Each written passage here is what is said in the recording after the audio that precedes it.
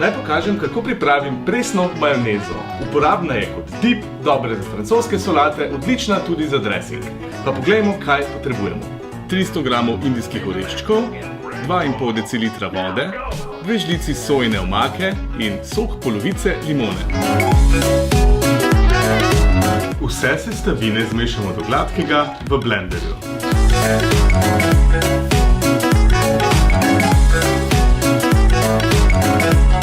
Indijske oreščke je pred uporabo dobro namočiti v vodo za 4 ure. Tako bodo lažje prebavljivi, pa še tekstura bo bolj kremna.